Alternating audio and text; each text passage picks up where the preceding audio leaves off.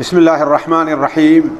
الحمد لله رب العالمين الرحمن الرحيم مالك يوم الدين، وأشهد أن لا إله إلا الله، وأشهد أن سيدنا ومولانا محمدا عبده ورسوله أرسله إلى الناس كافة بشيرا ونذيرا.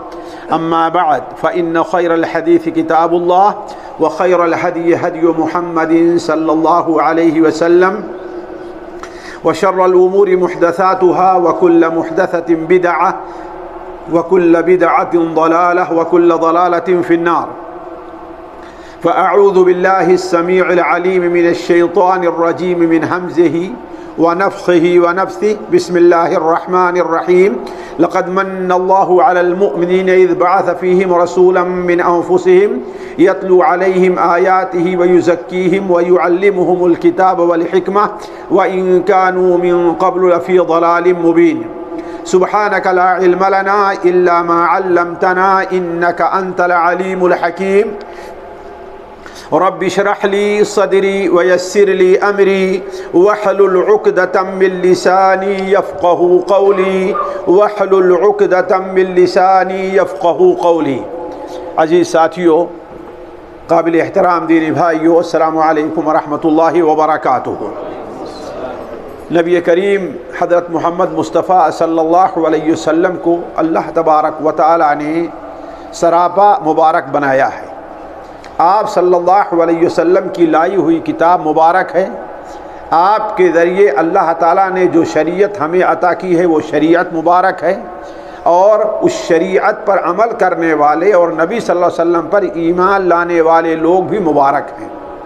نبی کریم صلی اللہ علیہ وسلم کی برکت مختلف الجوانب ہے، یعنی آپ صلی اللہ علیہ وسلم کی برکت کا تعلق صرف دنیا سے نہیں ہے، بلکہ دنیا اور آخرت دونوں سے اس کا تعلق ہے. یعنی آپ صلی اللہ علیہ وسلم کی برکت کا ظہور اور اس سے استفادہ جس طریقے سے دنیا میں ہوتا رہا ہے، ایسے ہی اس سے استفادہ قیامت کے دن بھی ہوگا. آپ صلی اللہ علیہ وسلم کی جو برکتیں ہیں وہ آپ صلی اللہ علیہ وسلم کے زمانے تک خاص نہیں ہیں، بلکہ قیامت تک آنے والے لوگ اس برکت سے مستفید ہو سکتے ہیں. آپ صلی اللہ علیہ وسلم کی برکت ایسی برکت ہے جو صرف کسی ایک چیز میں نہیں بلکہ آپ صلی اللہ علیہ وسلم کے ذریعے لوگوں کے علم میں برکت ہوتی تھی، لوگوں کے مال میں برکت ہوتی تھی، لوگوں کی عمر میں برکت ہوا کرتی تھی، اور اللہ تبارک و تعالی نے نبی صلی اللہ علیہ وسلم کی برکت سے بہت سے لوگوں کو بابرکت بنا دیا ہے. نبی کریم صلی اللہ علیہ وسلم کے نام پر آج مجلسیں منعقد کی جاتی ہیں. آپ صلی اللہ علیہ وسلم کی تعریف میں آج جلسے منعقد ہوتے ہیں، آپ کی برکتوں کا ذکر ہوتا ہے، لیکن شاید ہی کسی مجلس میں یہ ہوتا ہو کہ آج ہم آپ صلی اللہ علیہ وسلم کے اس دنیا سے رخصت ہونے کے بعد آپ کی برکتوں سے کس طریقے سے ہم فائدہ اٹھا سکتے ہیں. آپ صلی اللہ علیہ وسلم کے نام پر آج عید میلاد کا جلسہ اور جلوس تو کیا جاتا ہے، لیکن یہ ذکر کہیں پر بھی نہیں آتا کہ نبی صلی اللہ علیہ وسلم کے جو برکتیں چھوڑی ہیں ان برکتوں سے ہم آج کس طریقے سے مستفید ہو سکتے ہیں.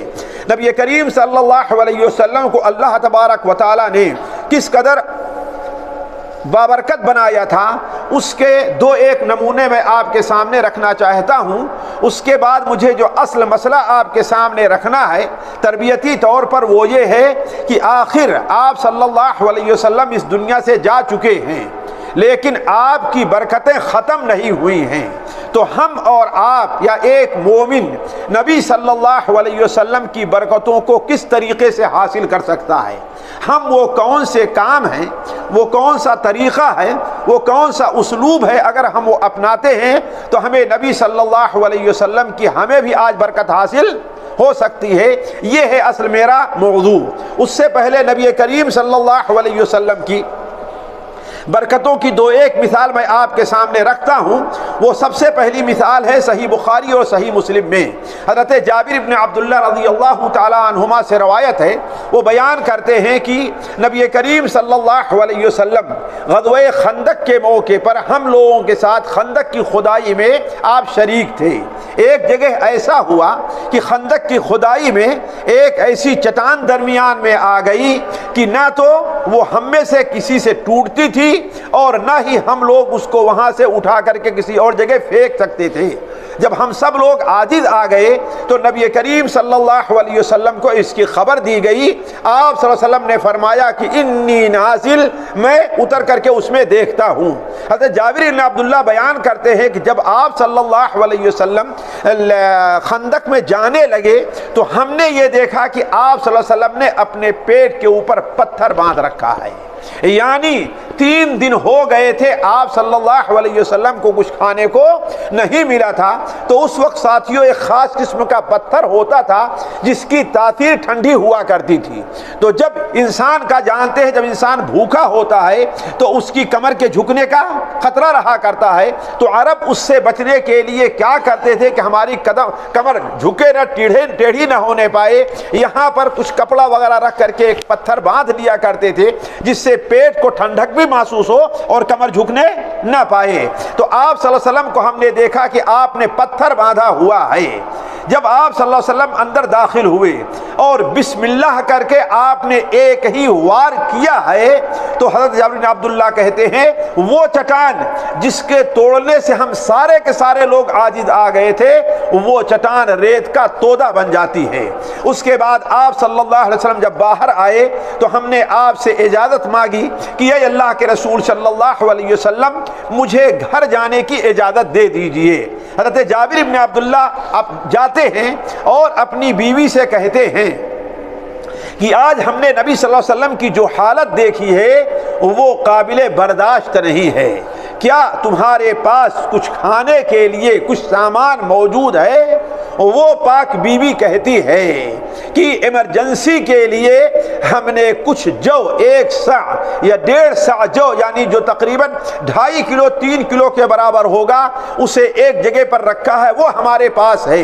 اور گھر میں بکری کا ایک بچہ ہے، اس کے علاوہ کچھ بھی نہیں ہے. تو جابر بن عبداللہ کہتے ہیں کہ ہم نے اس سے کہا جو نکالو اور اس کا آٹا بناؤ، اور اتنے میں گیا اور اپنے بکری کے بچے کو ذبح کر دیا. جو بکری کا بچہ تھا ہمارے پاس اسے ذبح کر دیا. جتنی دیر میں ہم نے اس کی کھال نکالی، گوشت تیار کیا، اتنی دیر میں وہ آٹا پیس کر کے فارغ ہو گئی تھی. ہم نے کہا یہ گوشت لو، اسے ہانڈی پر رکھو اور آٹا گوندھو، میں جا کر کے نبی کریم صلی اللہ علیہ وسلم کو بلا کر کے لاتا ہوں. اس عورت نے کہا کہ دیکھو ہمارے پاس اتنا ہی سامان ہے، اس کے علاوہ نہیں ہے. اور لوگوں کے سامنے یہ بات نہ کہنا ورنہ لوگوں کے دل پہ کیا گزرے کہ بھوکے تو ہم سارے کے سارے لوگ ہیں اور کھانے کی دعوت کس کو دی جا رہی ہے؟ نبی صلی اللہ علیہ وسلم کو. لہذا آہستہ سے چپکے سے آپ کے کان میں کہنا کہ اے اللہ کے رسول صلی اللہ علیہ وسلم ہم نے آپ کے لیے کھانے کا انتظام کیا ہے، آپ اور آپ کے ساتھ 2 ایک ساتھی، آپ اور آپ کے ساتھ 2 ایک ساتھی آ جائیں اور کھانا کھا لیں. حضرت جابر بن عبداللہ کہتے ہیں کہ آپ صلی اللہ علیہ وسلم فرمایا کہ کیا انتظام کیا ہے؟ تو ہم نے کہا اے اللہ کے رسول صلی اللہ علیہ وسلم 1 سا جو تھا جس کا ہم نے آٹا بنایا ہے اور 1 بکری تھی جس کو ہم نے ذبح کیا ہے. آپ نے فرمایا کثیر طیب، یہ تو بہت اچھا اور بہت زیادہ ہے. اس کے بعد حضرت جابر بن عبداللہ کہتے ہیں آپ نے پوری فوج میں جو 1000 سے زیادہ تھی اعلان کر دیا کہ اے لوگو جابر ابن عبداللہ نے تمہاری مہمانی کا سامان تیار کیا ہے، تیار ہو جاؤ. جابر ابن عبداللہ کہتے ہیں میرے پیر کے نیچے سے تو زمین نکل گئی، کچھ سمجھ میں نہیں آیا کہ میں کیا کروں. آپ نے فرمایا کہ جاؤ ہانڈیا کو اسی طریقے سے رہنے دینا اور اپنی بیوی سے کہو کہ ابھی روٹی نہ پکائے یہاں تک کہ میں آ جاؤں. نہ ہانڈی کو چولہے پر سے اتارے اور نہ روٹی پکانا شروع کرے یہاں تک کہ میں آ جاؤں. چنانچہ جابر بن عبداللہ رضی اللہ عنہ آگے بھاگے بھاگے جاتے ہیں اور اپنی بیوی سے کہتے ہیں کہ یہ معاملہ ہے. اب بیوی ان کے اوپر برس پڑی کہ یہ کیا کیا آپ نے، آپ ہمیں شرمندہ کر کے رکھ دیں گے، ہم نے آپ سے بتایا نہیں تھا. جابر بن عبداللہ نے کہا کہ یہ غصہ بعد میں اتار لینا، اب دیکھو معاملہ یہ ہے کہ آپ صلی اللہ علیہ وسلم قریب آ چکے ہیں. پھر اس نے کہا کہ آخر کیا آپ نے اللہ کے رسول سے یہ بتایا تھا کہ اتنے ہی آدمیوں کا کھانا ہے؟ جابر بن عبداللہ نے کہا بھائی ہم نے تو یہ بتلا دیا تھا. کہا تم نے بتلا دیا تھا؟ کہا ہاں. پھر اس پاک بیوی نے کہا جب تم نے بتا دیا تو اللہ اور اس کے رسول زیادہ بہتر جانتے ہیں، تب کوئی پریشانی کی بات نہیں ہے. یہ اس بیوی کی سمجھداری اور عقل مندی کی دلیل ہے. لیکن آپ صلی اللہ علیہ وسلم کا جو پیغام تھا کہ آٹا ویسے رہنے دو اور ہانڈی کو اسی چولہے پر رہنے دو، اس کو اتارنا نہیں. آپ صلی اللہ علیہ وسلم قصہ مختصر یہ ہے کہ پہنچتے ہیں اور ہانڈی کو کھول کر کے اس میں اپنا لعاب مبارک ڈالتے ہیں اور کچھ پڑھ کر کے اس کو ڈھک دیتے ہیں. آٹے کو لیتے ہیں، آپ صلی اللہ علیہ وسلم نے اس پر پڑھ کر کے دم کیا اور لعاب مبارک کو. آج ہمارے لوگ ہوتے تو کیا کہتے کہ آپ نے فاتحہ کر دیا. ہمارے لوگ کیا کہیں گے؟ جی آپ نے فاتحہ کر دیا. یہ عقل جب سمجھ الٹی ہوتی ہے تو دلیلیں الگ سے مل جایا کرتی ہیں. جیسے ایک بدعقیدہ آدمی کسی مدرسے میں پہنچا تو روزانہ ہر اسمس پنگا لیے رہے جھگڑا کرتا رہے. ایک دن بچوں نے سوچا کہ جب دیکھیں گے اساتذہ نکل گئے ہیں تو اس کو کیا کیا جائے گا، مار کر کے یہاں سے بھگائیں گے. اس مدرسے کو میں جانتا ہوں، جس مدرسے کا یہ واقعہ ہے. جب عصر کے بعد بچے دیکھیں کہ اساتذہ ادھر ادھر چلے گئے ہیں اور اس کو مار کر کے بھگانے لگے تو گیٹ پر آ کر کہتا ہے اب نبی صلی اللہ علیہ وسلم کی سنت ادا ہوئی ہے. آپ کو طائف سے مار کے بھگایا گیا تو مجھے یہاں سے مار کے بھگایا جائے. تو اللہ تبارک و تعالیٰ کی قدرت یہ ہے کہ اس نے کسی کو بے دلیل نہیں چھوڑا ہے. آپ لوگ جانتے ہیں کہ ایک عورت جو زنا کا پیشہ کرتی ہے اس کے پاس دلیل موجود ہے. آپ بیٹھے آپ کو خاموش کر دے گی، اس کے پاس دلیل موجود ہے. تو کہنے کا مطلب یہ ہے آج ہمارے لوگ ہوتے تو کیا کہتے آپ نے فاتحہ کیا ہے، یہ فاتحہ کی دلیل ہے. لیکن نعوذ باللہ من ذالک اس سے فاتحہ کا کوئی تعلق نہیں. علی کل حال آپ صلی اللہ علیہ وسلم نے جب لعاب مبارک کو اس میں ملایا اور برکت کی دعا کی تو حضرت جابر بن عبداللہ کی بیوی سے کہتے ہیں کسی کو پڑوس سے بلا لیا ہو تاکہ تمہارے ساتھ روٹی پکائے. عجیب، آٹا کتنا کلو ہے؟ 2 کلو 2.5 کلو ہے. اور کسی اور کو کہا نہیں آپ پکا کر بلا کر کے لے آؤ اور ہانڈی کو اسی پر رہنے دو، چولہے پر اتارو نہیں. چنانچہ جابر بن عبداللہ رضی اللہ عنہ فرماتے ہیں کہ صحابہ کرام سے آپ نے فرمایا کہ دیکھو 10 کا گروپ اندر داخل ہو. کتنا؟ 10 کا بھیڑ نہ لگاؤ. 10 آدمی اندر آتے. چنانچہ آپ صلی اللہ علیہ وسلم وہاں سے روٹی کو لیتے، اس لیے کہ ایک عورت اور روٹی پکانے لگی. آپ صلی اللہ علیہ وسلم ہڈیا سے سالن نکالتے، پلیٹ میں رکھتے، روٹی توڑ کر کے 10 آدمی کو دیتے، وہ کھا کر کے واپس چلے جاتے. یہاں تک کہ روٹی پکتی رہی، آٹا ختم ہونے پر نہیں آ رہا ہے اور سالن نکالا جا رہا ہے، وہ سالن ختم ہونے پر نہیں آ رہا ہے. یہاں تک کہ 1000 لوگوں نے کھا لیا ہے. وہ جابر بن عبداللہ کہتے ہیں کہ ایسا لگتا تھا کہ ہڈیا سے ابھی ایک پلیٹ سالن بھی نہیں نکالا گیا ہے اور پورے آٹے سے ابھی ایک روٹی بھی نہیں بنائی گئی ہے. اس کے بعد آپ صلی اللہ علیہ وسلم نے فرمایا جب آخر میں سب لوگ کھا چکے تو آپ نے فرمایا دیکھو لوگوں کو کھانے پینے کی بڑی پریشانی ہے، یہ جو ہے تم بھی کھاؤ اور لوگوں میں بھی جا کر کے تقسیم کر دو. تو آپ صلی اللہ علیہ وسلم کی برکت ساتھیوں کہنے کا مطلب یہ ہے کہ بہت زیادہ ہے اور اس طریقے سے رہی ہے. آپ صلی اللہ علیہ وسلم کے برکت کے بہت سے مظاہر آپ کی زندگی میں ہیں. ایک اور چیز میں آپ کے سامنے رکھتا ہوں. ایک چھوٹے صحابی ہیں حضرت صائب بن یزید رضی اللہ تعالی عنہ. صائب بن یزید رضی اللہ تعالی عنہ، ان کی عمر تقریباً 95 سال کی تھی، لیکن نہ ان کی طاقت میں کوئی کمی آئی تھی نہ ان کی کمر جھکی ہوئی تھی. ان کے شاگرد عطا رضی رحمہ اللہ بیان کرتے ہیں کہ ہم نے پوچھا کہ آخر یہ کیا ماجرا ہے، آپ کیا کھاتے ہیں، کیا راز ہے آپ کی صحت کا؟ تو بیان کرتے ہیں کہ میں چھوٹا تھا تو میری خالہ مجھے نبی صلی اللہ علیہ وسلم کے یہاں لے کر کے جاتی ہیں اور کہتی ہیں اے اللہ کے رسول صلی اللہ علیہ وسلم یہ میرا بیٹا بیمار رہا کرتا ہے، اس کے لیے دعا کر دیجئے. تو آپ صلی اللہ علیہ وسلم نے مجھے اپنے گود میں بیٹھایا میرے منہ کو کھولا ہے، آپ صلی اللہ علیہ وسلم نے اپنا لعاب مبارک میرے منہ میں ڈالا اور دعا کی اور مجھے میری خالہ کو دے دیا.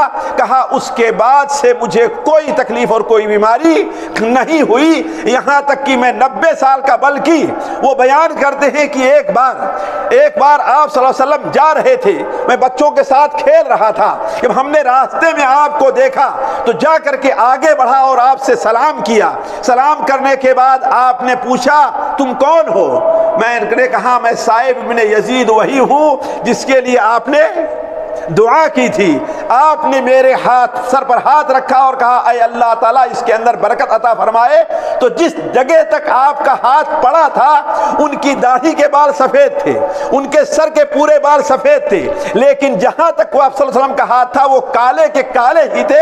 وہ کہہ رہے تھے یہ بال کبھی سفید ہونے والے نہیں ہیں. تو آپ صلی اللہ علیہ وسلم کی برکت کا یہ عالم تھا. حضرت انس بن مالک رضی اللہ تعالیٰ عنہ نبی کریم صلی اللہ علیہ وسلم کے خادم خاص ہیں. ان کی والدہ حضرت ام سلیم نے ایک بار کہا اے اللہ کے رسول صلی اللہ علیہ وسلم اپنے اس چھوٹے خادم کے لیے آپ دعا کر دیجئے. آپ صلی اللہ علیہ وسلم نے بیان فرمایا اللہم بارک، اے اللہ تبارک و تعالی اس کی عمر میں اور اس کے مال میں برکت عطا فرما. اللہ تعالیٰ نے انہیں 100 سال کی عمر دی تھی اور ان کی اولاد اور اولاد کی اولاد کا عالم یہ تھا. وہ بیان کرتے ہیں کہ ہم نے اپنے ہاتھ سے، میری بیٹی نے بتایا ہے کہ ہم نے اپنے ہاتھ سے اپنی نسل کے 100 آدمیوں کو دفن کیا ہے. جو زندہ رہے ہوں گے کتنا رہے ہوں گے ذرا سوچیں آپ. اور ان کے مال کی برکت کا یہ عالم تھا کہ آپ صلی اللہ علیہ وسلم کی دعا سے پورے مدینے کے جو باغ تھے وہ ایک بار اس میں پھل آیا کرتا تھا، لیکن جابر بن عبداللہ رضی اللہ تعالیٰ عنہ کے مال میں باغ میں سال میں 2 بار پھل آتا تھا. ایک صحابی رسول صلی اللہ علیہ وسلم عروہ البارقی ہیں، ان کی حدیث مسند احمد سنن ابو داؤد وغیرہ میں ہے. وہ بیان کرتے ہیں کہ ایک بار قربانی کا موقع تھا،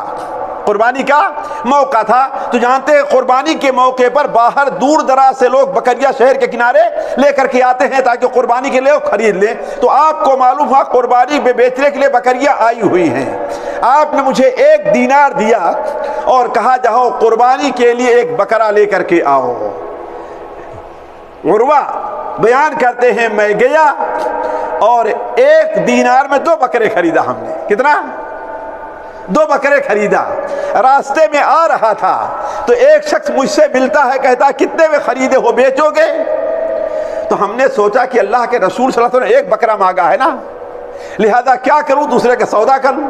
کہا سودا کرنے لگا، دوسرے کو 1 دینار میں بیچ دیا. ہم نے دوسرے کو، آپ نے کتنا دیا تھا؟ 1. اور کیا فرمایا تھا؟ 1 بکرا لے کر کے آؤ. لیکن دوسرے کو بیچ دیا تو 1 بکرا اور 1 دینار ہے لایا اور آپ صلی اللہ علیہ وسلم کے ہاتھ پر ہم نے رکھ دیا. آپ نے فرمایا یہ کیا کیا تم نے؟ کسی سے چھین کر کے لائے ہو؟ کیا کیا ہے تم نے؟ کہا نہیں اے اللہ کے رسول صلی اللہ علیہ وسلم ہم نے ایسے ایسے کیا ہے تو آپ کا دینار بھی بچ گیا اور آپ کو بکرا بھی مل گیا. تو آپ نے فرمایا اللہم بارک لہو فی صفقتہ، اے اللہ تعالیٰ اس کی خرید و فروخت میں تو برکت عطا فرما. تو کہا آج صورتحال یہ ہے کہ کوفہ میں اگر میں مٹی بھی لے کر کہیں کھڑا ہو جاتا ہوں تو اللہ تعالیٰ مجھے اس میں فائدہ دیا کرتا ہے، اور اہل کوفہ میں سب سے مالدار آدمی اس وقت میں ہوں. تو اس سے اندازہ لگائیے کہ آپ صلی اللہ علیہ وسلم کی برکت صرف مال جسم ہی میں نہیں ہے، آپ کی وجہ سے برکت مال میں بھی ہے، ہنر میں بھی، ہر طریقے سے برکت ہے. لیکن اب سوال یہ ہے کہ آپ صلی اللہ علیہ وسلم کی یہ جو برکتیں ہیں ساتھیوں، جو مجھے اصل عرض کرنا ہے وہ یہ ہے کہ ہم یہ برکتیں خود کیا ہم بھی حاصل کر سکتے ہیں کہ نہیں حاصل کر سکتے؟ جی ہاں حاصل کر سکتے ہیں. آپ صلی اللہ علیہ وسلم کی برکت ہم کو بھی حاصل ہو سکتی ہے. لیکن اب آپ کا سوال ہوگا کہ وہ کیسے؟ آپ کا یہ معجزہ ہے، آپ کی یہ خوبی ہے، آپ کی یہ فضیلت ہے کہ آپ کی برکت آپ کے زمانے تک کے لوگوں کے لیے ہی نہیں ہے بلکہ قیامت تک آنے والے لوگوں کے لیے ہے. بلکہ آپ کی برکت حشر کے میدان میں بھی ملے گی لوگوں کو. تو ساتھیو یہ چیز ہے ہمارے سمجھنے کی کہ آخر وہ کون سا کام ہم کریں کہ نبی صلی اللہ علیہ وسلم کی برکت ہم کو بھی مل جائے. پہلی چیز جو سب سے اہم ہے، آپ صلی اللہ علیہ وسلم پر ایمان لے آنا. اور اس خوش فہمی میں ہم سب نہ رہیں کہ ہم تو سب آپ پر ایمان لے آتے ہیں. نہیں، ضروری ہے کہ ویسا ایمان لے آیا جائے جیسے ایمان کا ہم سے مطالبہ ہے. آپ صلی اللہ علیہ وسلم پر ایمان لانے میں کہتا ہوں 4 باتوں کو قبول کرنا ضروری ہے، ورنہ آپ پر ایمان صحیح نہیں. یہ چیز ہے 4 باتوں پر. اولاً تو جس چیز کی آپ خبر دیں ہمیں اس کی تصدیق کرنی ہے، چاہے ماضی کی ہے، مستقبل کی ہے، جو کوئی بھی ہے. آپ صلی اللہ علیہ وسلم نے یہ خبر دی ہے، صحیح بخاری میں ہے کہ سورج جب ڈوبتا ہے تو دوسرے دن طلوع ہونے سے پہلے اللہ تعالیٰ کے حضور عرش کے نیچے جا کر کے سجدہ کرتا ہے، اللہ تعالیٰ سے اجازت مانگتا ہے، اللہ تعالیٰ اجازت دیتا ہے تو دوبارہ طلوع ہوتا ہے. اور جب وہ وقت آئے گا، قیامت قریب ہوگی، تو اللہ تعالیٰ اسے طلوع کی اجازت نہیں دے گا اور کہے گا ارجعی من حیث جئتی، اسی طرح سے واپس جاؤ جہاں سے تم آئی ہو. تو سورج مشرق کے بجائے مغرب سے طلوع ہوگا. آج کوئی یہ کہے کہ یہ بات بھی کوئی ماننے کی ہے، سورج 24 گھنٹہ کیا ہے وہ ہے کہ نہیں؟ کہیں ڈوبتا ہے دوسری کے نکلتا ہے تو اجازت کب مانگتا ہے؟ ہم کہیں گے یہ ہمارے نبی کا قول ہے، وہ سچ کہہ رہا ہے اور تم جھوٹ بول رہے ہو. یہ ہمارا ایمان ہونا چاہیے. اگر ہم شک میں پڑ گئے تو گویا کیا ہے ایمان کے اندر؟ تو کہنے کا مطلب ایک مثال ہم نے دی ہے، اور ایسی بہت سی مثالیں ہیں. حضرت ابو بکر رضی اللہ تعالیٰ عنہ کی یہی خوبی تھی نا کہ اللہ تعالیٰ نے صدیق کا نام دیا تھا، ورنہ آج کے زمانے میں نہیں، اس زمانے کا لحاظ رکھیے آپ. یہ کس عقل میں آنے والی بات تھی کہ آدمی رات ہی کے ایک حصے میں مکہ مکرمہ سے بیت المقدس گیا، پورے رات میں نہیں، شروع رات سے آخر رات تک نہیں، بلکہ رات کے ایک ہی حصے میں، اور صبح ہوتے ہوتے واپس بھی آ گیا. کوئی ماننے والی بات تھی؟ اسی لیے تو بعض وہ لوگ جن کے ایمان میں کمزوری تھی مرتد ہو گئے تھے اس زمانے میں. اسی لیے مائی عائشہ فرماتی ہیں پھر ان کو دوبارہ ایمان لانے کی توفیق نہیں ملی ہے. لیکن حضرت ابوبکر کے سامنے یہ معاملہ آیا، انہوں نے کہا آپ سے اس بارے میں آپ کا کیا خیال ہے جو یہ کہتا ہے کہ میں راتوں رات بیت المقدس گیا اور واپس چلا آیا؟ حضرت عمر صدیق نے کہا کہ وہ جھوٹ بول رہا ہے. کہا ہاں پھنس گئے. اب کہا کیا ہے؟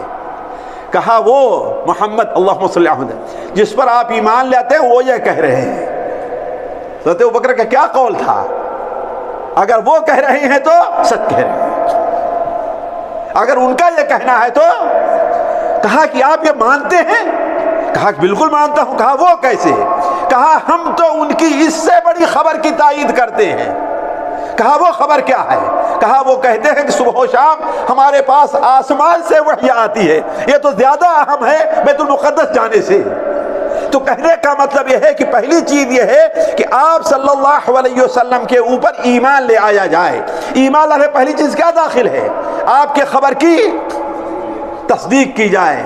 آپ نے خبر دی ہے کہ آدمی اگر دائیں ہاتھ کے بجائے بائیں ہاتھ سے کھاتا ہے تو اس کے ساتھ جی شیطان بھی کھاتا ہے. خبر دی ہے کہ نہیں دی ہے؟ آج آپ چاہے جتنا خوردبین کا آلہ لگا لیا آپ دیکھیں گے.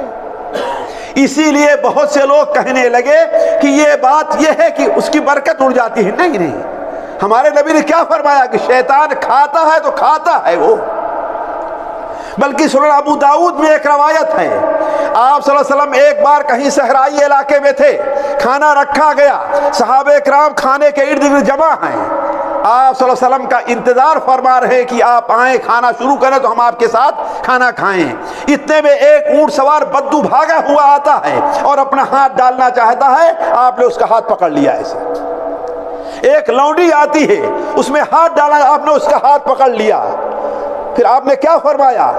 کہا کہ شیطان ان دونوں کے ذریعے اس تمہارے کھانے میں شریک ہونا چاہتا تھا، اس ذات کی قسم جس کے ہاتھ میں میری جان ہے، شیطان کا ہاتھ ان دونوں کے ہاتھ کے ساتھ میرے ہاتھ میں دبا ہوا ہے۔ ہم اس کی تائید کرتے ہیں کہ ایسا ہے، چاہے ہمیں دکھائی دے یا دکھائی نہ دے۔ ہم میں سے کتنے لوگ ہیں اس کو سوچتے ہیں؟ اس طریقے سے جتنی خبریں بھی آپ دی ہیں، ہر خبر کی ہم تصدیق کرتے ہیں۔ دوسری چیز کیا ہے؟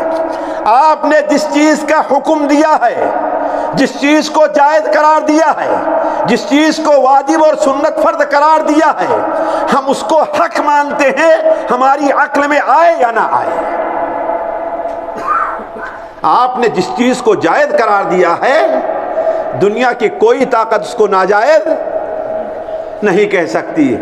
گورنمنٹیں چاہے جتنا قانون بنائیں کہ دوسری شادی سے پہلے شادی کی، جی پہلی بیوی سے، اس کی وجہ سے اللہ کا قانون نہیں بدلے گا۔ تم اللہ کے قانون سے بغاوت کر رہے ہو، اسی لیے تمہارے ملک میں بغاوت ہو رہی ہے۔ تمہارے ملک میں برکت کیوں نہیں ہو رہی ہے؟ یہی چیزیں ہیں، اللہ کے قانون کے ساتھ بغاوت ہے تم لوگوں کی۔ ہم قطعاً اپنے دل میں یہ بات نہیں لے آ سکتے، کسی عورت کے لیے بھی جائز نہیں ہے وہ یہ سمجھے کہ کاش کے دوسری شادی جائز نہ ہوتی۔ نہ، اللہ نے اس میں بہت بڑی حکمت رکھی، ہم سمجھ سکیں یا نہ سمجھ سکیں۔ اسی طریقے سے تیسری چیز جو آپ پر ایمان لانے میں داخل ہے، جس چیز کے آپ نے منع کیا ہے اس سے ہم رک جائیں، اس میں ہمیں چاہے جتنا فائدہ نظر آئے، سود میں، رشوت میں، جھوٹ بول کر بیچنے میں چاہے جتنا فائدہ نظر آئے، لیکن چونکہ اللہ کے رسول نے منع کیا ہے لہذا ہم اس سے رکیں گے، ہر حالت میں رکیں گے۔ حضرت رفاعہ رضی اللہ عنہ فرماتے ہیں، صحیح مسلم میں روایت ہے کہ آپ صلی اللہ علیہ وسلم مدینہ منورہ تشریف لے آئے، ہم اپنے کھیتوں کو بٹائی پر دیا کرتے تھے، ہمارا اس میں فائدہ تھا۔ کیا فرمایا؟ ہمارا اس میں فائدہ تھا، لیکن اللہ کے رسول نے منع کر دیا تو اللہ اور اس کے رسول کی بات ماننے میں زیادہ فائدہ ہے۔ یہ ہے ایمان۔ ہم تو بہانے تلاش کرنا شروع کر دیں گے، کیا کریں؟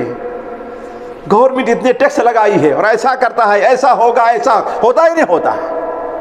تو تیسری چیز یہ ہے، اور چوتھی چیز یہ ہے، آپ صلی اللہ علیہ وسلم نے جیسے اللہ کی عبادت کر کے دکھلائی ہے ویسے ہی ہم اللہ تعالیٰ کی، یہ چار چیزیں آپ پر ایمان لانے میں داخل ہے۔ اگر کوئی آدمی ایمان لے آلے تو اللہ کے رسول صلی اللہ علیہ وسلم کی برکتوں سے سرفراز ہو سکتا ہے۔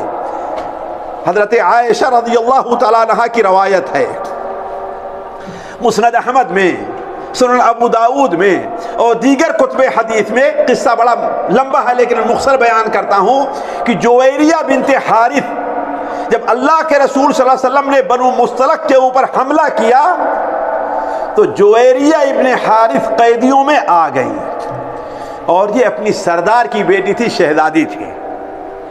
جب مال غنیمت تقسیم ہونے لگا تو جویریہ بنت حارث ثابت ابن قیس ابن شماس یا ان کے بھائی بھتیجے کے حصے میں گئی۔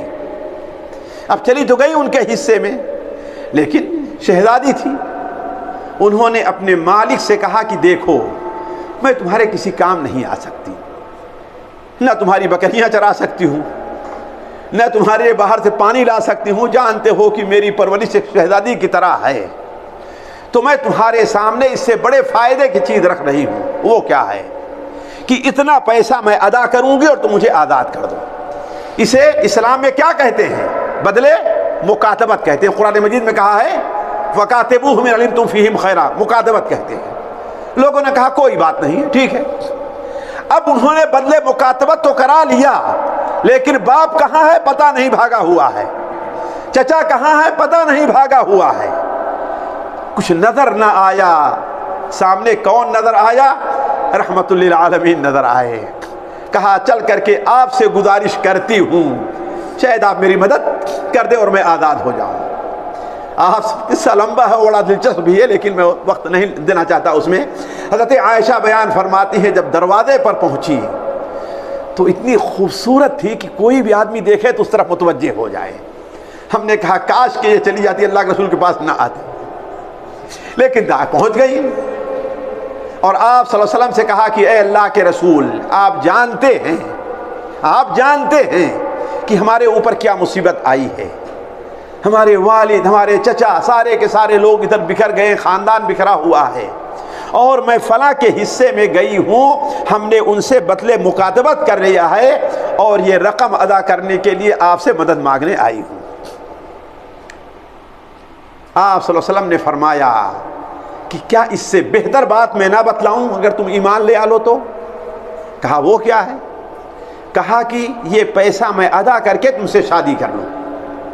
وہ راضی ہو گئی، ٹھیک ہے، وہ راضی ہو گئی کہ ٹھیک ہے میں آپ سے شادی کروں گی، آپ یہ ادا کر دیجئے۔ آپ نے ادا کر کے شادی کر دیا۔ جیسے ہی مدینہ والوں کو یہ خبر ملی کہ آپ صلی اللہ علیہ وسلم نے ان سے شادی کر لیا ہے، تو سارے لوگوں نے اس خاندان کے جتنے قیدی تھے ہر ایک کو آزاد کر دیا اور کہا یہ ہمارے نبی کے سسرال والے لوگ ہیں، ان کو قیدی بنانا مناسب نہیں ہے۔ پہلے لوگ سمجھے ہوں گے آپ بھی کہ آپ عجیب ایک جوان عورت سے شادی کر لی ہے، لیکن مقصد کیا تھا ذرا سوچیے آپ۔ 300 لوگ آزاد کر دیے گئے۔ کتنا؟ 300 لوگ۔ مائی عائشہ اس قصے کے آخر میں بیان کرتی ہیں فما اعلم امراتا كانت اعظم برکتا من حال قومه، میں کسی اور عورت کو دنیا کی تاریخ میں نہیں جانتی کہ اپنی قوم کے لیے اتنی بڑی بابرکت والی عورت ملی ہو کسی قوم کو، کہ اس کی وجہ سے خاندان آزاد ہو گئے۔ ہمارے ہاں جو اعظم گڑھ شہر ہے، آج سے یہ سن 1960 وغیرہ کی بات ہے، ایک شخص لڑکا مسلمان ہوا، غیر مسلم تھا، 16-17 سال کا لڑکا تھا، مسلمان ہوا۔ قصہ ان کا لمبا ہے، آپ لوگ ڈھونڈیں گے تو مل جائے گا۔ اور وہاں سے بھاگ کر کے مغربی یو پی میں رہے، پھر اس کے بعد جا کے دارالسلام عمر آباد کے اندر مدراس میں 6 سال تک انہوں نے لگایا۔ پھر اس کے بعد یہاں مدینہ مکہ آئے اور یہاں ان کو سعودی نیشنلٹی مل گئی تھی۔ جامعہ اسلامیہ میں حدیث کے ہیڈ رہے ہیں وہ، ابھی ان کا 2 سال پہلے انتقال ہوا ہے، جامعہ اسلامیہ میں حدیث کے ہیڈ رہے ہیں۔ لیکن مجھے وہ بتانا ہے اسلام کی برکت ساتھیوں، اسلام کی برکت۔ کہا جب 6 سال کے بعد اعظم گڑھ گئے تو عید کا موقع تھا، تو اعلان ہوا کہ اس بار عید کی نماز کون پڑھائے گا؟ وہی فلاں غیر مسلم کا بیٹا وہ عید کی نماز پڑھائے گا۔ سارے غیر مسلم پورے علاقے کے تعجب کرنے لگے، جتنے مسلمان عید پڑھنے نہیں آئے تھے عیدگاہ میں، عیدگاہ کے کنارے کنارے اتنے غیر مسلم آئے ہوئے تھے دیکھنے کے لیے کہ یہ کون سا مذہب ہے عجیب کہ اتنے بڑے بڑے خان پٹھان خاندانی شیخ مسلمان ہیں، لیکن ان کی امامت کون کر رہا ہے؟ ایک 22-23 سال کا نو مسلم جس کا باپ اب بھی کیا ہے، وہ غیر مسلم ہے۔ یہ اسلام کی برکت نہیں تو اور کس کی برکت ہے ساتھیوں؟ تو ایمان لانا یہ بڑی بابرکت چیز ہے ساتھیوں۔ دوسری چیز، اگر ہم چاہتے ہیں کہ نبی صلی اللہ علیہ وسلم کی برکتوں سے سرفراز ہوں تو آپ صلی اللہ علیہ وسلم کی سچی اطاعت اور پیروی کریں۔ ہمارا جی نہ بھی چاہے پھر بھی ہم آپ کی اطاعت اور پیروی کریں، ہمارے مزاج کے خلاف ہو پھر بھی ہم آپ کی اطاعت اور پیروی کریں۔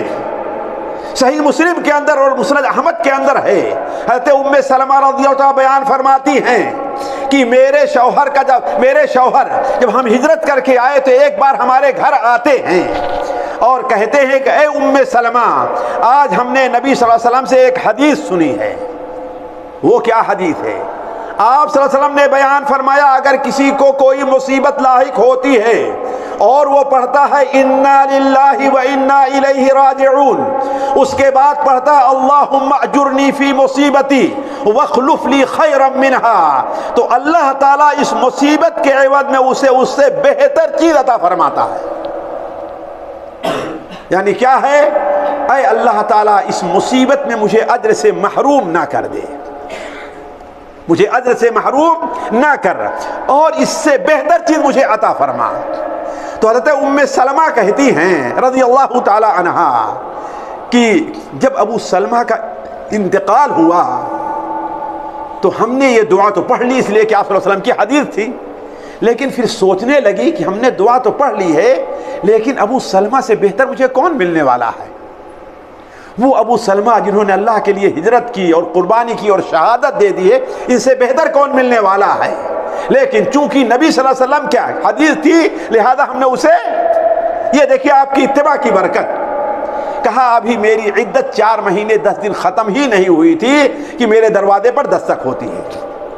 میں کیا دیکھتی ہوں کہ اللہ کے رسول صلی اللہ علیہ وسلم کھڑے ہیں۔ کہا میں اپنے ایک جو چمڑا ہوتا ہے اس کو دباغت دے رہی تھی، ہاتھ میں گندگی لگی تھی، جلدی سے جا کر کے دھول کر کے آئی اور آپ کو بیٹھایا۔ آپ نے بیٹھنے کے بعد کہا کہ اے ام سلمہ، میں تمہیں شادی کا پیغام دیتا ہوں۔ تو ام سلمہ نے کہا اے اللہ کے رسول صلی اللہ علیہ وسلم، لیکن کئی چیزیں ہیں۔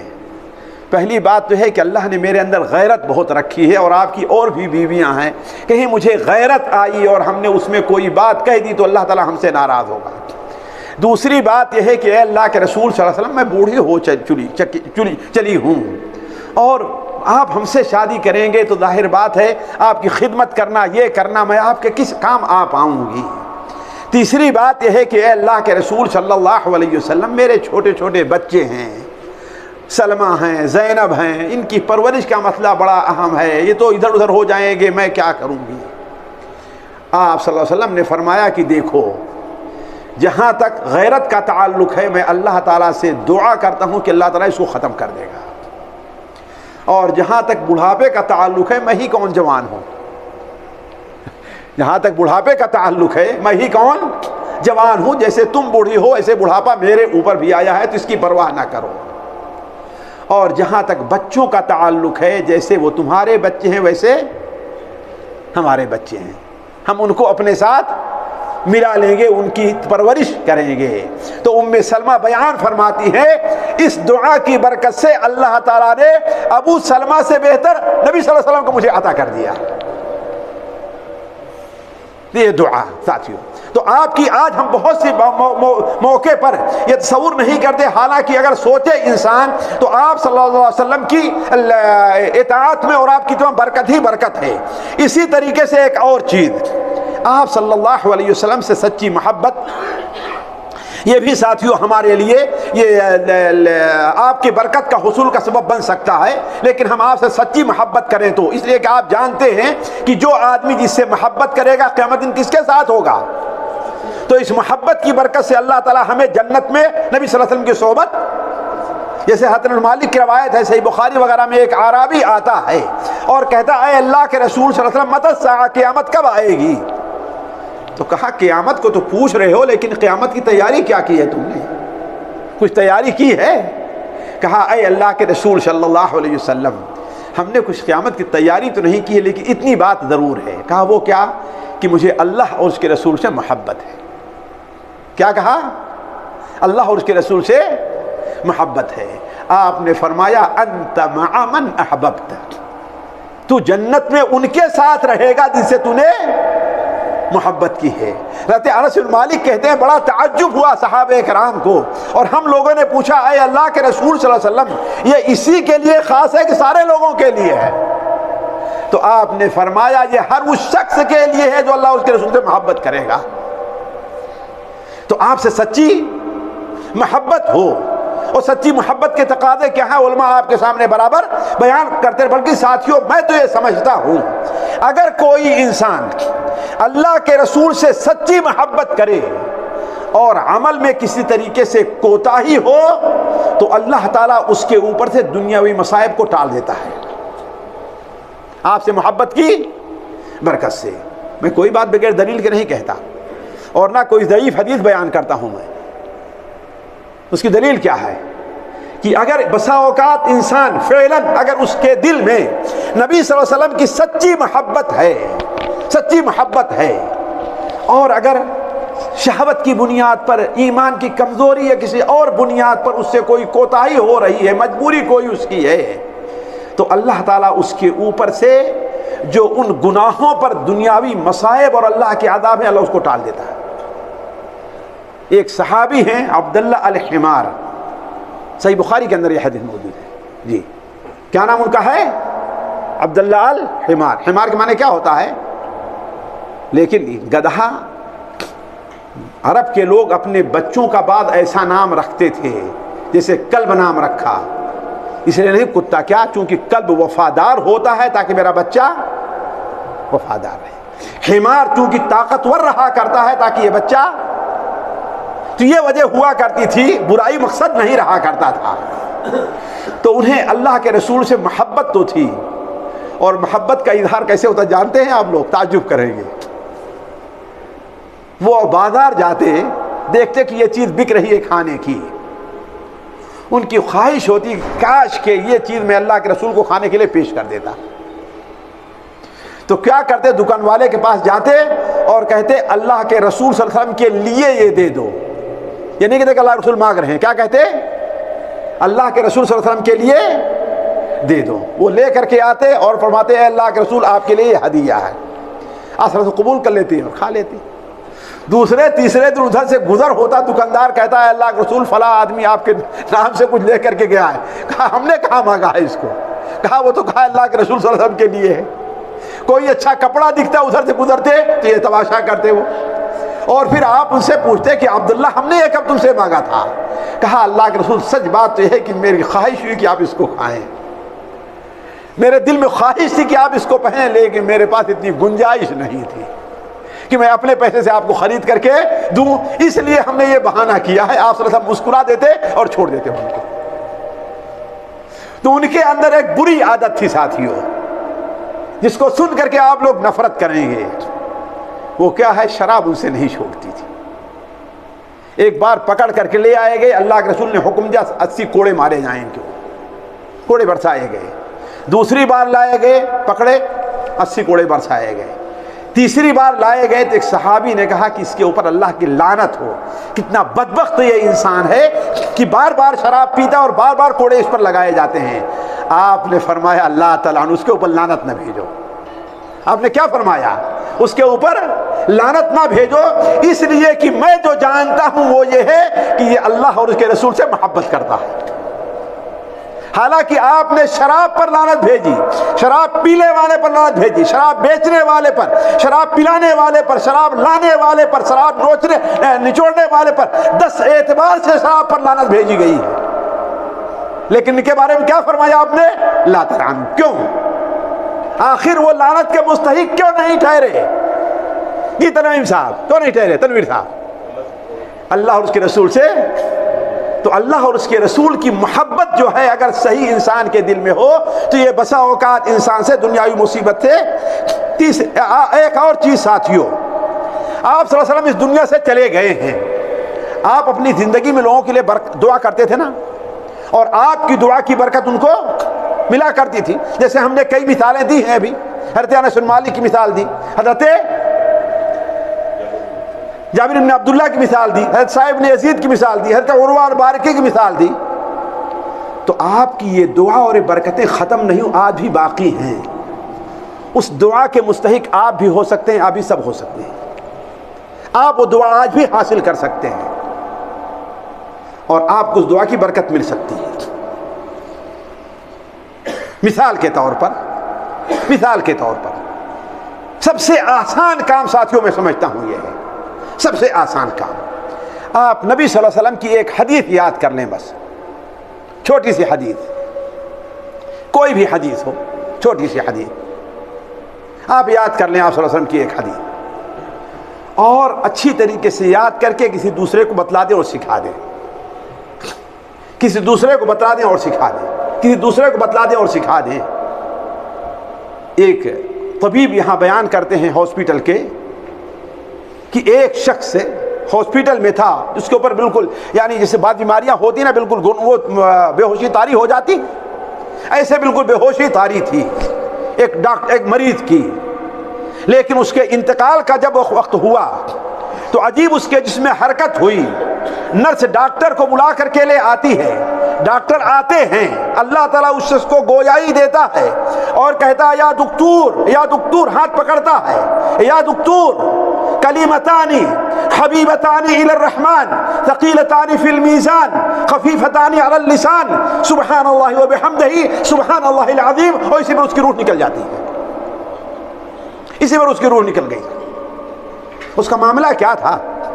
ایک ایسی مجلس میں بیٹھا، مسجد کے اندر تو امام صاحب حدیث سنا رہے تھے، یہ صحیح بخاری کی آخری حدیث ہے، کلیمتانی حبیبتانی الی الرحمن، دو کلمے ہیں جو رحمان کو بہت محبوب ہیں، خفیفتانی علی اللسان، زبان پر ادا کرنے میں بڑے آسان ہیں، لیکن ثقیلتانی فی المیزان، قیامت کے دن ترازو میں بہت بھاری ہیں، سبحان اللہ و بحمدہ سبحان اللہ العظیم۔ اس کو پسند آیا، اس کو یاد کر لیا، کہیں پہنچ جائے، ورکشاپ میں گیا گاڑی بنوانے کے لیے، جو میکینک ہے اس سے کہنا شروع کرے، یاد کرو کلمتانی حبیبتانی الی الرحمن ثقیلتانی فی المیزان خفیفتانی علی اللسان سبحان اللہ و بحمدہ سبحان اللہ العظیم۔ اس کی برکت کیا ملی ساتھیو؟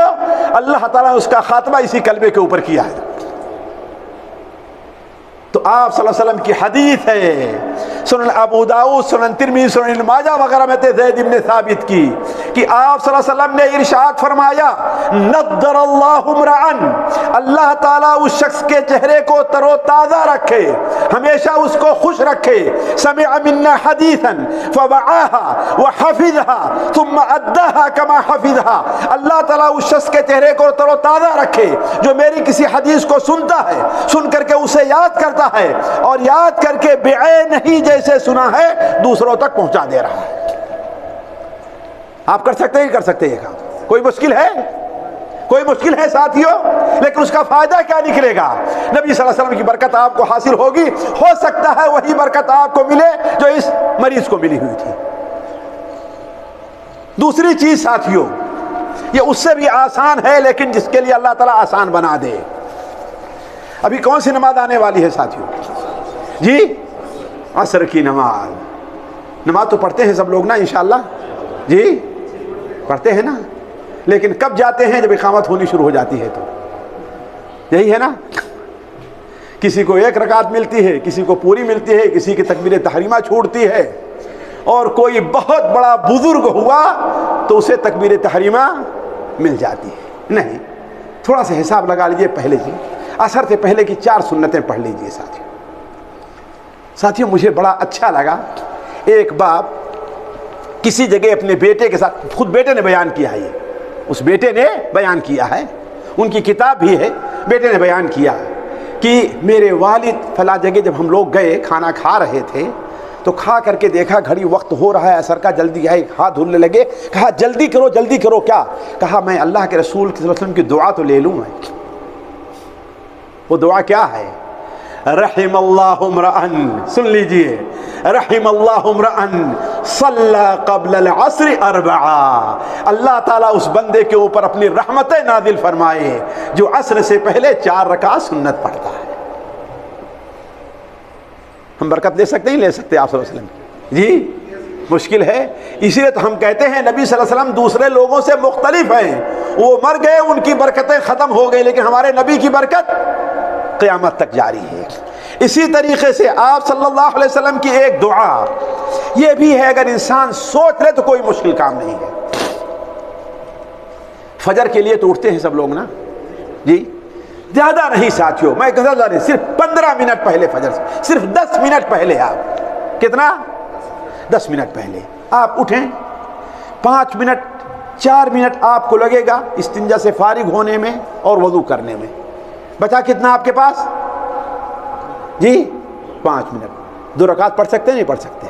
جی پڑھ سکتے ہیں۔ اس 2 رکعت کی برکت سے اللہ تعالیٰ کے رسول کی دعا کے مستحق ٹھہر سکتے ہیں۔ جی ہاں، سنن ابو داؤد میں، سنن نسائی میں، سنن ابن ماجہ میں حضرت ابو ہریرہ رضی اللہ تعالیٰ عنہ سے روایت ہے کہ آپ صلی اللہ علیہ وسلم نے ارشاد فرمایا، رحم اللہ رجلا، اللہ تعالیٰ اس مرد کے اوپر اپنی رحمتیں نازل فرمائے۔ کون مرد؟ جو رات کو اٹھتا ہے، وضو کرتا ہے، 2 رکعت نماز پڑھتا ہے اور اپنی بیوی کو بھی اٹھاتا ہے، اگر وہ نہیں اٹھنا چاہتی تو اس کے چہرے پر پانی کے چھینٹے مارتا ہے۔ اسی طریقے سے ورحم اللہ امرأتن، اللہ تعالیٰ اس بندی کے اوپر، اس بیوی کے اوپر، عورت پر اللہ تعالیٰ اپنی رحمتیں نازل فرمائے، جو عورت رات کو اٹھتی ہے، وضو کر کے نماز پڑھتی ہے، اپنے شوہر کو ہی بیدار کرتی ہے، اگر شوہر اٹھنے میں دیری کرتا ہے تو اس کے منہ پہ پانی کے چھینٹے مارتی ہے، یعنی اسے اٹھاتی ہے، اس پر اللہ تعالیٰ کی رحمت ہو۔ اسی طریقے سے آپ صلی اللہ علیہ وسلم کی رحمت اگر ہم حاصل کرنا چاہتے ہیں تو ایک دعا، آپ کی دعا کی برکت ایک یہ بھی ہے کہ ہم کوشش کریں کہ پہلی صف میں نماز پڑھیں۔ آج جمعہ کا دن تھا، آپ لوگ دیکھے ہوں گے کچھ لوگ آئیں گے سب سے پہلے اور بیٹھیں گے، ہے کہ نہیں ہے؟ جی کیوں بھائی؟ یہ اللہ کا گھر ہے، کسی امیر کی مجلس نہیں ہے کہ وہاں آپ کے بیٹھنے کو کوئی رکاوٹ ہے۔ آ جائیے، سب سے آگے بیٹھیے آپ پہلی صف۔ یہ محرومی ہے کہ ہم پہلے آئے اور کہاں بیٹھے؟ پیچھے جا کر کے بیٹھے۔ جو پیچھے آئے وہ پیچھے بیٹھے، نہ کہ پیچھے آ کر کے گردنیں پھناتا ہوا آگے چلا جائے۔ نہیں، آپ صلی اللہ علیہ وسلم کے حدیث سنن ماجہ، مسند احمد میں اور سنن دارمی میں حضرت عرباد ابن ساریہ رضی اللہ تعالی عنہ سے مروی ہے، وہ بیان فرماتے ہیں کہ اللہ کے رسول صلی اللہ علیہ وسلم پہلی صف میں نماز پڑھنے والوں کے لیے دعائے مغفرت 3 بار کرتے تھے۔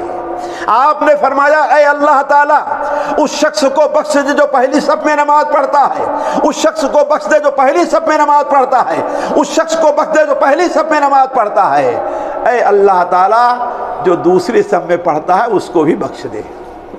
تیسری بار آپ نے کس کا ذکر فرمایا؟ دوسری صف کا، لیکن پہلے میں تو آپ یہ برکت حاصل کر سکتے ہیں، حاصل کر سکتے ہیں۔ اسی طریقے سے ایک برکت آپ صلی اللہ علیہ وسلم کی اذان دینا اور اذان کا جواب دینا ہے، خاص طور پر اذان دینا۔ ساتھیوں، آج ہمارے یہاں آپ لوگ بھی سمجھتے ہوں گے مؤذن کی کوئی اہمیت نہیں دیتی۔ سب سے کنڈم آدمی کون ہے؟ جو ہے نا، نعوذ باللہ من ذالک۔ جانتے ہیں اذان دینا امامت کرنے سے افضل ہے۔ جی، امامت سے اذان دینا افضل ہے، اس لیے کہ مؤذن کی اذان کی آواز جہاں تک جاتی ہے وہاں تک کی چیزیں اس کے لیے دعائے مغفرت کرتی رہتی ہیں، اور مؤذن کی اذان پر جتنے لوگ نماز پڑھتے ہیں ہر آدمی کے نماز کا ثواب جہاں اسے مل رہا ہے وہاں مؤذن کو بھی مل رہا ہے۔ ذرا سوچیں کتنی یہ برکت امام کو حاصل ہے؟ نہیں حاصل ہے۔ اور یہی نہیں، آپ صلی اللہ علیہ وسلم نے بیان فرمایا، اگر کوئی شخص میدان میں ہو، تنہا ہے، اگر اذان دے کر کے نماز پڑھتا ہے تو اس کے پیچھے اللہ تعالیٰ کی نہ جانے کتنی مخلوق نماز پڑھ رہی ہے، ایک دو نہیں، ہزاروں لاکھوں مخلوق نماز پڑھ رہی ہے اللہ تعالیٰ کی۔ تو اذان دینا بڑی برکت والی چیز ہے۔ اسی لیے آپ صلی اللہ علیہ وسلم بیان فرمایا، اللہم ارشد الائمہ واغفر للمؤذرین، اے اللہ تعالی اماموں کو ہدایت دے اور مؤذنین کی مغفرت کر دے، انہیں بخش دے تو۔ اسی طریقے سے ساتھیوں، نبی کریم صلی اللہ علیہ وسلم کی برکت حاصل کرنے کے لیے ایک اور چیز ہے ساتھیوں جو بہت آسان ہے۔ میں خصوصاً انہی چیزوں کو چھیڑا ہے جو چیز ہم آسانی سے کر سکتے ہیں۔ وہ چیز کیا ہے ساتھیوں؟ ہر آدمی ہم میں کا عموماً رات کو جب بستر پہ سونے جاتا ہے تو پہلے استنجا کر لیتا ہے نا، اس کے بعد جاتا ہے نا۔ اگر اسی استنجا کے بعد آپ وضو کر لیں، اگرچہ سردی کا موسم ہے لیکن تھوڑا سا برداشت کریں، اور اس وضو سے اگر ہو سکے تو 2 رکعت نماز پڑھ لیں، اور اگر نہیں تو آپ جو ہے سو جائیں بستر کے اوپر۔ آپ باوضو بستر پر جب جائیں گے تو آپ کے ساتھ آپ کے لحاف میں اللہ تعالیٰ ایک فرشتے کو متعین کرتا ہے کہ اس کے ساتھ جا کے تو بھی رہ۔ اور جب بندہ رات میں کروٹ بدلتا ہے تو وہ فرشتہ دعا کرتا ہے، اے اللہ تعالیٰ اس کو معاف کر دے، اس کو بخش دے، اس لیے کہ یہ پاک صاف ہو کر کے اس نے رات گزاری ہے۔ یہ کتنی بڑی برکت ہے۔ یہ حدیث طبرانی کبیر اوسط حضرت عبداللہ ابن عمر سے مروی ہے۔ اسی طریقے سے ایک اور کام، عموماً آپ دیکھیں گے کہ بہت سے لوگ خریدنے فروخت میں بیچنے میں بالکل اپنا ایک اٹل فیصلہ رہیں گے. کوئی میکینک ہے نا, گیا کوئی آدمی, اتنا لگے گا, بھائی ٹھیک ہے بنوانا ہے بنوانا, نہیں کسی دوسرے کے پاس چلے جاؤ, ہے نا, کہتے ہیں نا. دکان والا ہے, بھائی دیکھیے میں مول بھاؤ نہیں کرنا جانتا, ہم نے ایک دام رکھا ہے, آپ کو لینا ہے لے لیجئے, لیکن اور دکانیں بھی چلے جائیے.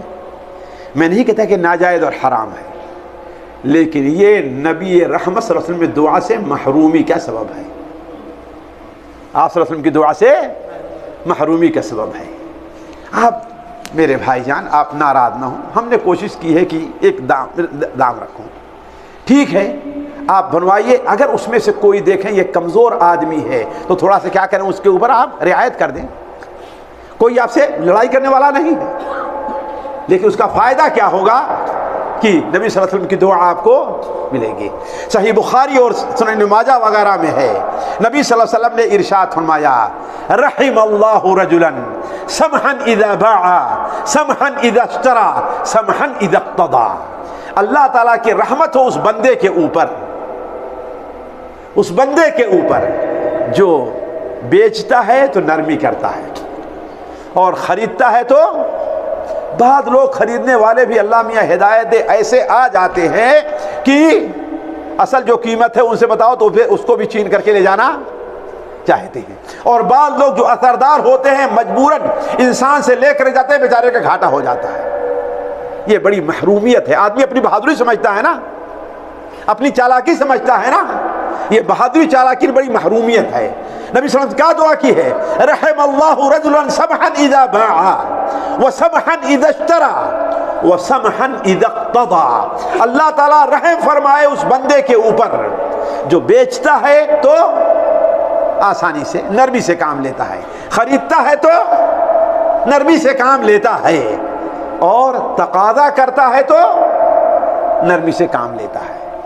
یہ نہیں ہے کہ میں نہیں جانتا بھائی کہ کہاں سے لا کے دو گے, تم نے وعدہ کیا تھا لا کر کے دو, ہوتا ہی نہیں ہوتا ہے, ورنہ اس کے لیے لڑائیاں کھڑی کر دیتے ہیں.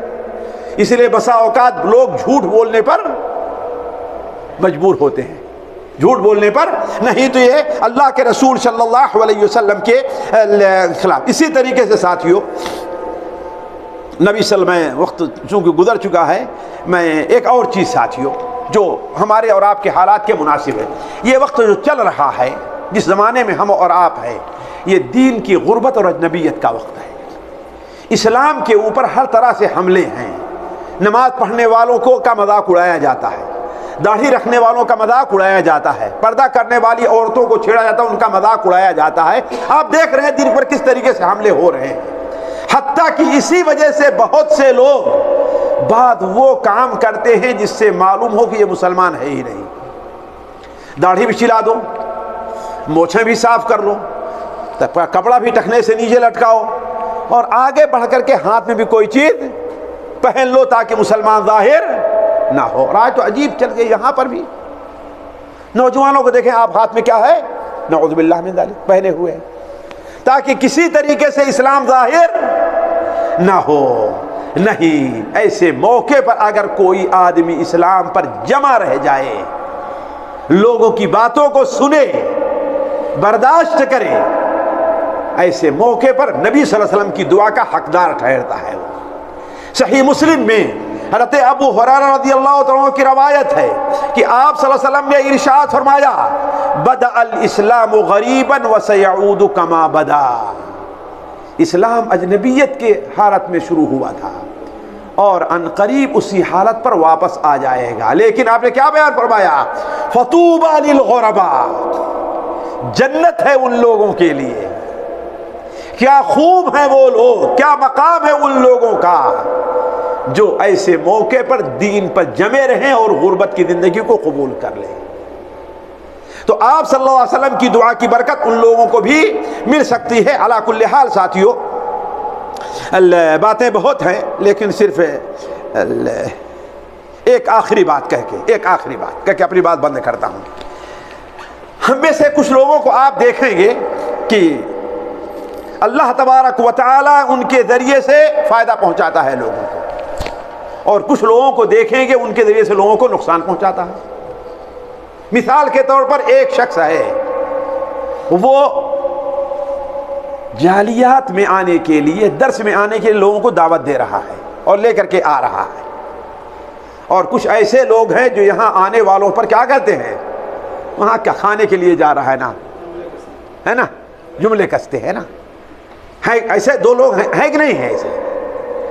تو ان میں وہ انسان جو لوگوں کو دعوت دے رہا ہے، لے کر کے آ رہا ہے، وہ نبی صلی اللہ علیہ وسلم کی دعا کا مستحق ٹھہر رہا ہے۔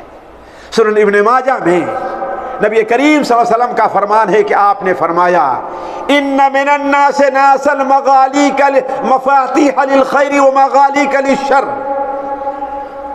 ومن الناس ناسا مفاتیح للشر ومغالیک للخیر، لوگوں میں کچھ ایسے ہیں جو خیر کے لیے چابی ہے اور شر کے لیے وہ تالا ہے، اور کچھ لوگ ایسے ہیں جو شر کے لیے، برائی کے لیے چابی ہیں اور شر کے لیے تالا ہیں۔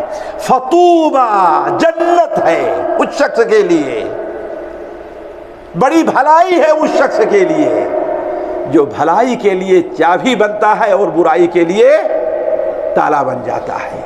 تو آپ لوگ کوشش کریں کس کے لیے چابی بنے؟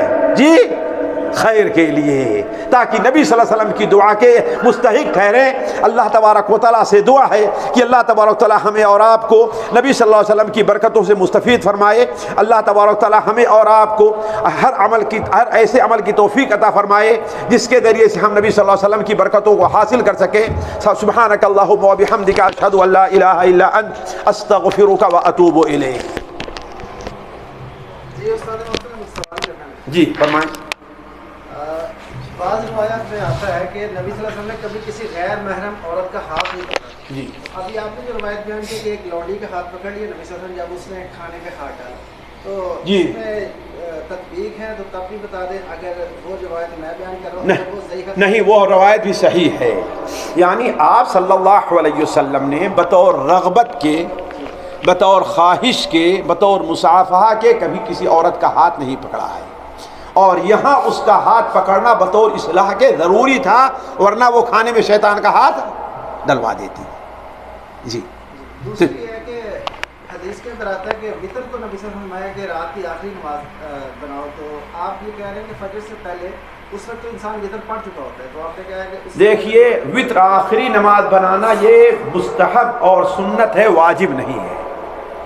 خود نبی کریم صلی اللہ علیہ وسلم کے عمل سے بسا اوقات وطر کے بعد 2 رکعت بیٹھ کر کے پڑھنا ثابت ہے نا، اور آپ صلی اللہ علیہ وسلم کی اس حدیث کو بھی یاد رکھیں جو صحیح ابن حبان میں حضرت عبداللہ ابن عباس رضی اللہ تعالی عنہما سے مروی ہے کہ ایک بار آپ صلی اللہ علیہ وسلم سفر میں تھے، سفر میں قیام فرمایا، تو عشاء کے بعد آپ صلی اللہ علیہ وسلم نے لوگوں کو مخاطب کیا، آپ نے فرمایا ان ھذا السفر جہد، یہ سفر کیا ہے؟ ذرا مشقت کا ہے، ظاہر بات آج کل کی طرح آرام کا سفر، اور آج بھی انسان تھک جاتا ہے، اے سی والی گاڑی میں چلتا بھی تھک جاتا ہے انسان بیٹھے بیٹھے، لیکن اس وقت کا سفر ذرا دیکھیں آپ، گرمی میں چلنا ہے اور اونٹ کی یہ سواری ہو، یا پیدل چلنا ہے، گدھے کی سواری ہو، کچھ بھی ہو، انسان تھک جایا کرتا تھا، تو آپ نے فرمایا ان ھذا السفر جہد، یہ سفر کیا ہے؟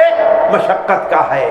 اب ہر آدمی کے بس میں نہیں ہے کہ عشاء کے بعد اب دوبارہ اٹھ کر کے وہ تہجد کی نماز پڑھے، تو آپ صلی اللہ علیہ وسلم نے ارشاد فرمایا کہ جو شخص وطر کے بعد 2 رکعت پڑھ لے گا اللہ تعالیٰ اسے رات میں قیام تہجد کا ثواب عطا کرے گا۔ تو اس حدیث سے بھی معلوم ہوا کہ بسا اوقات حالات ایسے ہوتے ہیں کہ انسان کیا کرے، وہ وطر کے بعد 2 رکعت اگر پڑھ لے تو یہ ناجائز نہیں ہے، بہتر وہ طریقہ ہے، وہی طریقہ ہے۔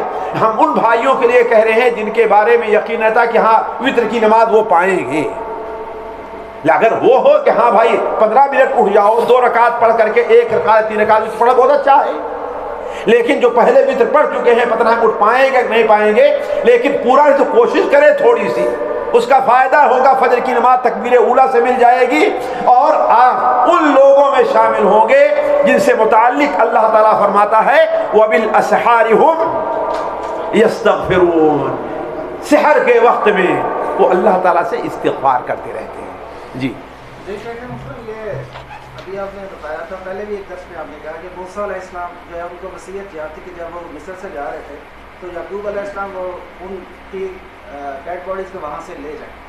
تو یہ بھی معروف ہے کہ انبیاء کے جسم خراب نہیں ہوتے. تو دوسری حدیث میں آتا ہے کہ نبی صلی اللہ علیہ وسلم کو خواب میں دکھائی گئی ہے جنت میں سب سے بہترین مقام محمود، اور بتایا جبرائیل علیہ السلام نے کہ جب آپ اس دنیا سے رخصت ہو جائیں گے تو آپ کو یہاں پہ ٹھہرنا ہے. تو یہ بات سمجھ نہیں آتی کہ وہاں جنت میں سب سے بہترین مقام بھی نبی صلی اللہ علیہ وسلم کو بتایا گیا اور جس میں مبارک انبیاء کے وہیں رہتے ہیں اور خراب بھی نہیں ہوتے. تو اس میں کیا تفریق ہے، یا کہ دونوں میں سے کوئی بات ضعیف ہے؟ یعنی میں سمجھا نہیں کیا اختلاف دونوں میں کیا ہے. مطلب یہ کہ جب بھائی آپ کو وہ مقام تو جنت میں ملے، آخرت میں ملے گا نا. اس دنیا سے رخصت ہونے کے بعد دنیا سے وہاں پر روح جاتی ہے، جسم نہیں جاتا. جسم انسان کا کسی بھی انسان، جیسے یہاں پر آپ لوگوں کو یاد ہوگا کہ ایک 1.25 گھنٹے کی وہ روح کے حقیقت سے متعلق ایک درس ہوا تھا، اس میں ہم نے تفصیل سے بیان کیا تھا کہ روحیں کہاں رہتی ہیں. تو انبیاء علیہ السلام کا جسم زمین میں رہتا ہے، لیکن روح کہاں رہتی ہے؟ اعلیٰ علیین میں، اونچے مقام پر رہتی ہے. البتہ روح کا تعلق ایک گنا جسم سے رہا کرتا ہے. اس کی کیفیت کیا ہے؟ یہ غیب کا معاملہ ہے.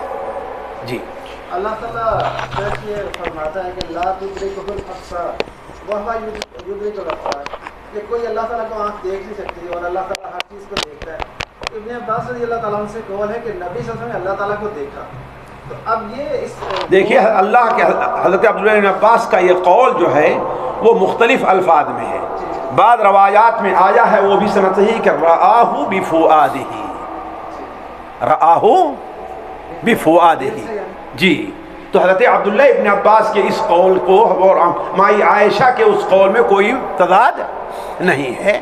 اور حضرت عبداللہ ابن عباس کے بعد علماء کا اس پر اتفاق ہو چکا ہے، علماء اہل سنت کا، کہ حقیقت یہ ہے کہ اللہ کے رسول صلی اللہ علیہ وسلم نے اللہ تعالیٰ کو قیامت کے دن دیکھا نہیں. کیوں؟ خود آپ نے فرمایا ہے، حضرت ابو ذر کی روایت ہے کہ نور انا اراہ، وہ ایک نور ہے، میں اس کو کیسے دیکھ سکتا. تو یہ دل سے دیکھنا کیا خواب میں دیکھنا نہیں، اس سے مراد نہیں، وہاں پر آپ نے مشاہدہ کیا. جی جزا اللہ خیر و احسن الجزا. یہ تھے ہمارے محترم فضیلت الشیخ مقصود الحسن فیضی حافظ اللہ تعالی، جو کہ ماہ ربیع الاول کی مناسبت سے برکات النبی علیہ الصلوۃ والسلام بیان فرما رہے تھے. اللہ تعالی ان کا یہاں آنا بیان کرنا اپنی بارگاہ میں قبول و منظور فرمائے.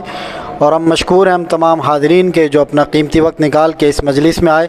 اللہ تعالیٰ آپ کا یہاں آنا بھی قبول و منظور فرمائے.